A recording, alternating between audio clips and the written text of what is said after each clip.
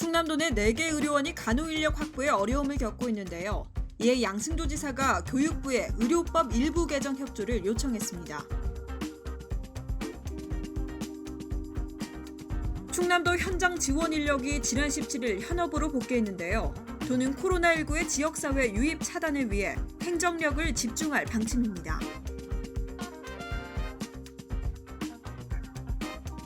지난 20일 균특별 배정안이 국회 산업통상자원 중소벤처기업위원회 전체회의를 통과했는데요. 산자위 전체회의 통과에 따라 임시국회 본회의에 상정된다고 밝혔습니다. 여러분 안녕하십니까? 7시 뉴스입니다. 충남 4개 의료원이 간호인력 확보에 어려움을 겪고 있는 가운데 양승조 지사가 교육부에 의료법 일부 개정 협조를 요청하고 나섰습니다. 양승조 충남도지사는 지난 17일 유은혜 사회부 총리 겸 교육부 장관 주재로 공주대 대회의실에서 열린 지역혁신사업 권역별 간담회에 참석했습니다. 양승조 지사는 간호사들의 도시권 대형병원 근무 선호 등으로 충남뿐만 아니라 각 지역 지방의료원들이 간호인력 부족 문제를 겪고 있다며 지역 공공의료기관과의 안정적인 간호인력 확보와 양성을 위해 의료법 개정과 학과 신설이 시급하다고 말했습니다. 지난달 22일 기준으로 천안과 공주, 서산, 홍성 등 충남도 4개 의료원에는 1286개 병상이 설치되어 있습니다. 이에 따라 필요한 간호사는 781명이지만 현재 인원은 642명으로 총 129명이 부족한 상황입니다. 의료원 간호인력 부족은 근무 여건이나 생활 편의 문제 등으로 간호사들이 지방 근무를 기피하면서 빚어지고 있는 것으로 도는 보고 있습니다. 이는 또 의료원 근무 간호사의 업무 부담을 가중시키며 잦은 이직이라는 악순환을 부르고 있습니다. 실제 도내 4개 의료원 간호사 평균 재직 기간은 5.4년 미만인 것으로 조사됐습니다. 양 지사는 이 같은 상황을 감안해 지난해 7월 실구원장회의를 통해 충남도립대 간호학과 신설을 추진한다고 밝힌 바 있습니다. 한편 양 지사를 비롯한 충청권 4개 광역자치단체장과 대학 총장 등 40여 명이 참석한 가운데 열린 이날 간담회는 지역혁신사업 계획 설명과 지역별 준비 상황 공유 등의 순으로 진행됐습니다. 복지TV 뉴스 김명진입니다. 충남도가 지역사회 문제를 해결하기 위해 국제로타리 3,620지구와 협력을 확대하기로 했습니다. 박병철 기자가 보도합니다. 양승조 충남지사와 김종원 총재는 18일 아산시에 위치한 도 현장 집무실에서 자살 예방 및 선진 교통문화 확산을 위한 업무 협약을 체결했습니다. 이날 협약은 국제로타리 3,620지구 98개 로타리 클럽에 소속된 5천여 명의 회원과 협력, 안전한 충남을 위해 사회 안전망 구축 협력 사업 등을 추진하는 것이 목적입니다. 도는 이를 위해 생명사랑 지킴이 사전교육 및 자료를 국제로타리 3,620지구에 제공하고 찾아가는 도민 교통안전교육과 연계 지원합니다. 국제로타리 3,620지구는 반찬봉사 등 노인 자살 예방 멘토링과 집짓기, 집수리 봉사활동, 교통사고 줄이기 캠페인 등을 협력 지원합니다. 양승조 지사는 다양한 사회 주체들이 코로나19로 노력하는 상황에서 국제로타리와 사회 문제 해결을 위한 협약을 맺게 돼 뜻깊다며 협약을 바탕으로 국제로타리와 더 행복한 충남을 위해 협력을 펼쳐갈 것이라고 말했습니다. 복지TV 뉴스 박병철입니다. 코로나 바이러스가 전국적으로 확산됨에 따라 충남도에서도 대책 마련에 나섰습니다. 지역사회로의 유입 차단을 위해 외국인 유학생 관리와 지역경제 활성화에 집중할 방침이라고 밝혔습니다. 보도에 박병철 기자입니다. 양승조 충남도지사가 지난 18일 아산시 초사이통 마을旅館에 설치한 현장 집무실을 철수하고 도청으로 복귀했습니다. 아산 경찰인재개발원 임시생활시설에 머물던 중국 우한 교민이 15, 16일 퇴소하고 현장 지원 인력도 17일 현업으로 복귀함에 따른 조치입니다. 도는 앞으로 코로나19의 지역사회 유입 차단, 이를 위한 외국인 유학생 관리, 지역경제 활성화 등을 위해 행정력을 집중할 방침입니다. 양 지사는 이날 아산 현장대책본부에서 코로나19 관련 현장 집무실 철수 및 후속 조치 기자회견을 열고 충남도지사로서 무한한 자부심을 느끼며 지난 19일간 근무하고 생활했던 현장 집무실과 현장대책본부 임시숙소를 철수한다고 밝혔습니다.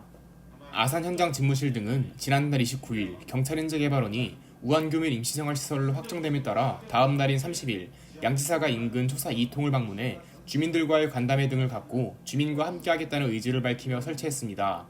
또한 우한교민들이 귀국한 지난달 31일 기자회견을 통해 우한에서 온 우리 국민들이 임시생활시설에서 안전하게 귀가하실 때까지 모든 직무와 회의 그리고 일상생활을 마을에서 지역 주민들과 함께할 것이라고 공식적으로 밝힌 뒤 현장 집무실과 현장 대책본부를 본격 가동했습니다.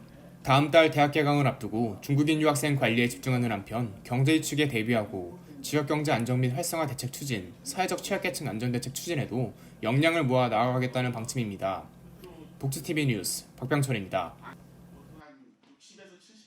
도가 우한교민 임시생활기간 동안 고충을 겪은 주민을 격려하기 위해 대한적십자사 봉사회 충남지사와 아산지구 협의회와 함께 위로 행사를 개최했습니다. 성민주 기자가 보도합니다. 충청남도는 지난 18일 대한적십자사봉사회 충남지사 아산지구협의회와 오세현 아산시장과 함께 초사이통 마을회관에서 위로 행사를 개최했습니다. 이날 행사는 우한교민 임시생활기간 동안 고충을 겪은 주민을 격려하고 대한적십자사봉사회에서 준비한 떡국 등의 음식을 함께 나누기 위해 준비됐습니다. 김재호 통장은 이번 일을 겪으며 우리 주민의 애양심은 더욱 깊어졌다. 무엇보다도 우한교민이 건강하게 돌아가게 되어 기쁘다고 말했습니다.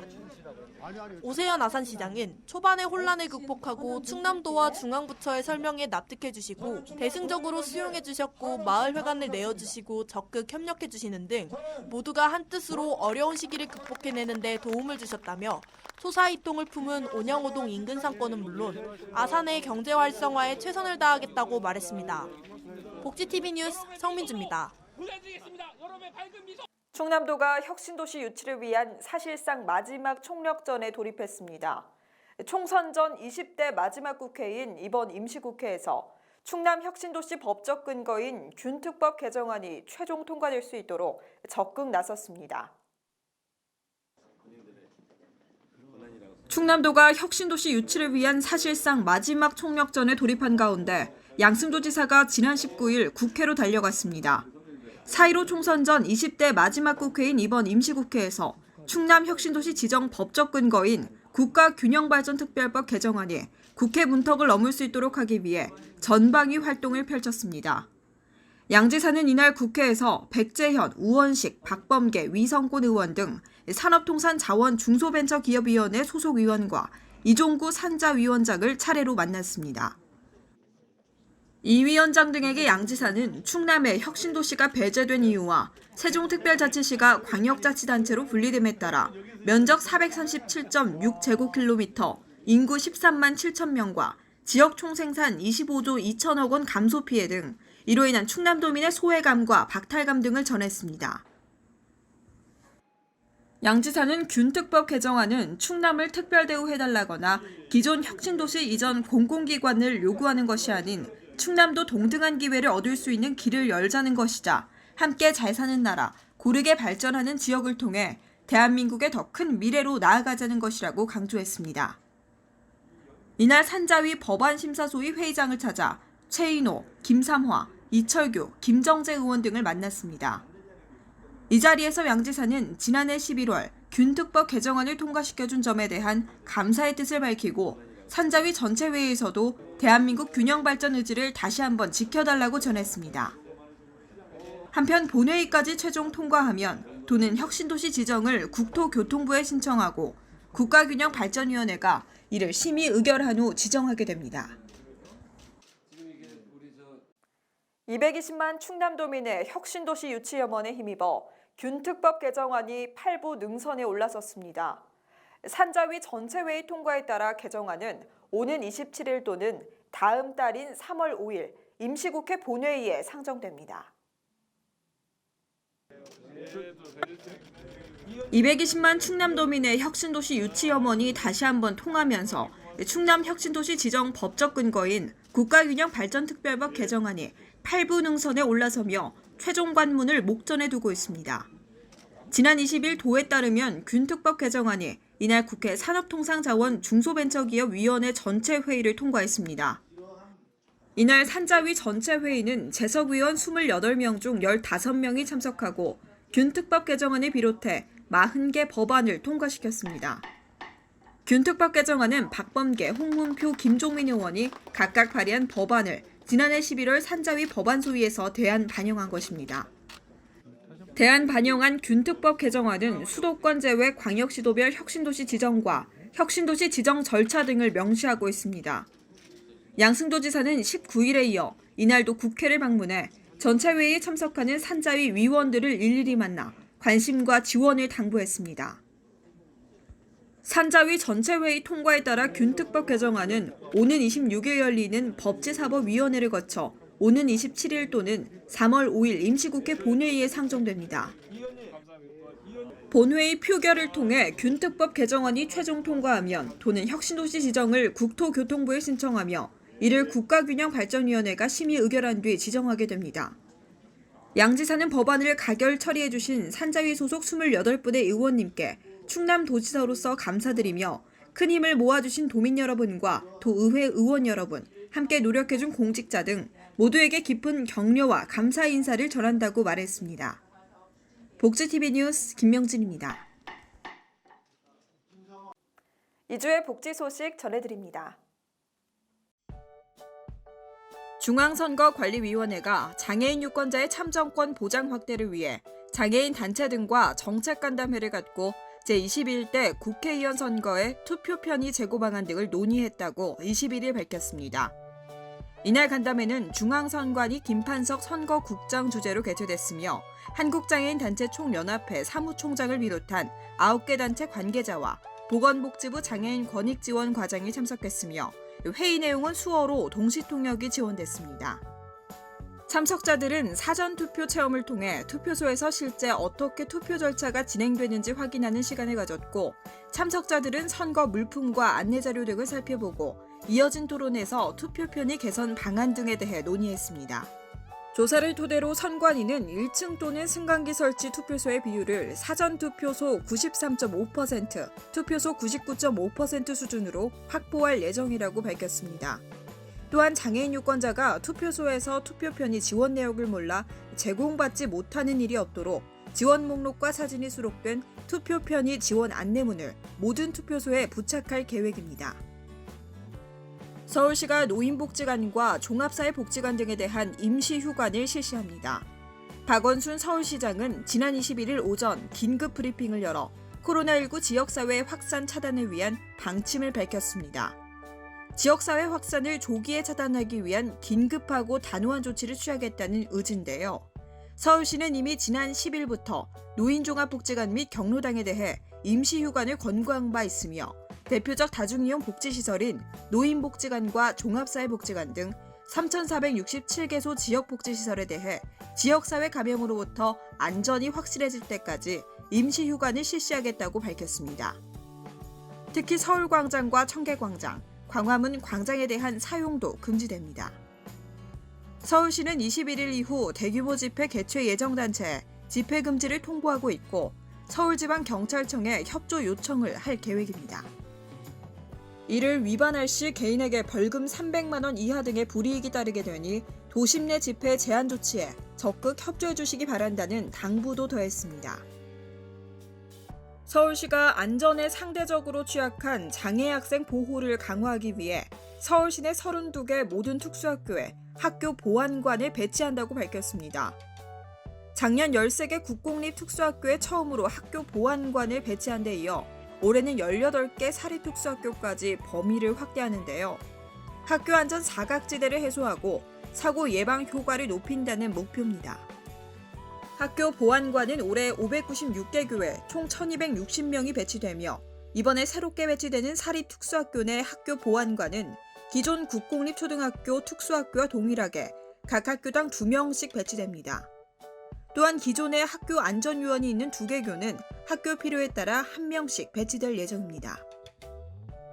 보건복지부는 코로나19로 의료기관 방문이 어려워 검진을 받지 못하는 영유아에 대해 당초 2월 말까지 예정된 국가건강검진 기간을 3월 말까지 한 달간 연장한다고 지난 20일 밝혔습니다. 지난 13일 기준 검진을 받지 않은 대상자 26만 명이 이번 조치로 인해 검진 기간이 3월 말까지 연장되는데요. 보건복지부는 국민건강보험공단을 통해 지난 20일부터 영유아 보호자에게 휴대전화 단문자 또는 안내문을 발송하고 검진기관에는 건강관리 포털 시스템을 통해 안내하며 또한 어린이집과 한국유치원 총연합회 누리집을 통해서도 안내할 예정입니다. 기타 자세한 사항은 국민건강보험공단 고객센터로 문의하면 쉽게 확인할 수 있습니다.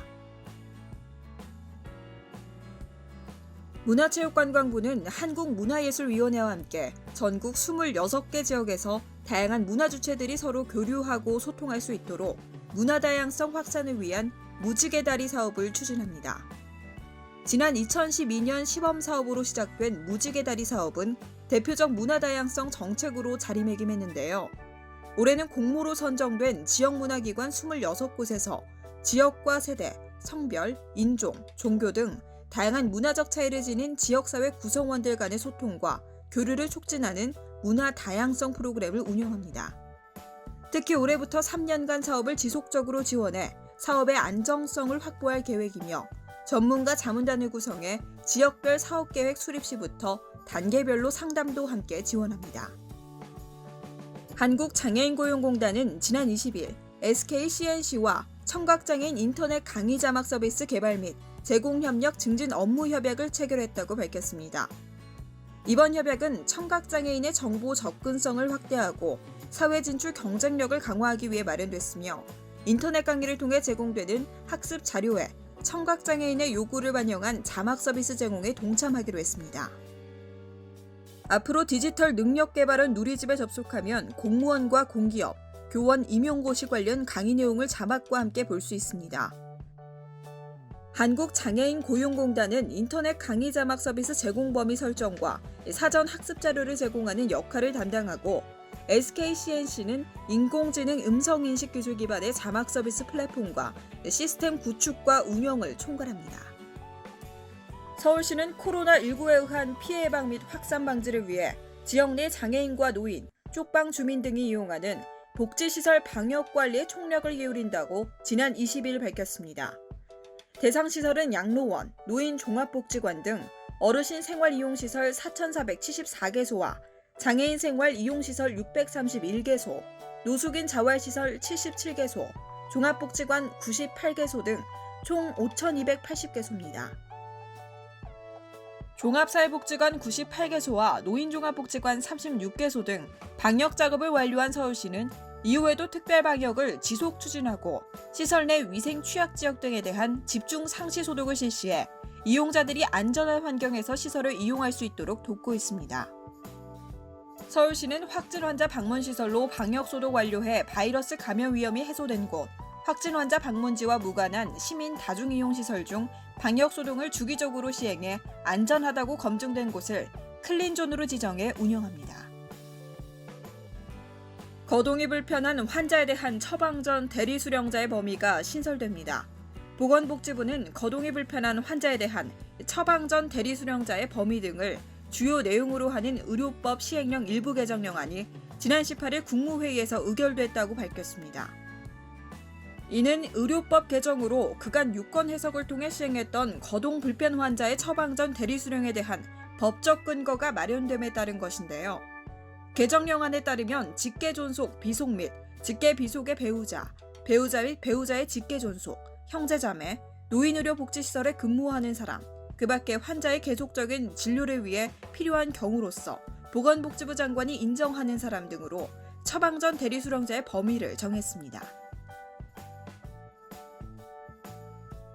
최근 충남을 비롯한 세종과 대전, 충북 등 인접 지역들의 코로나 확진자가 발생하고 있습니다.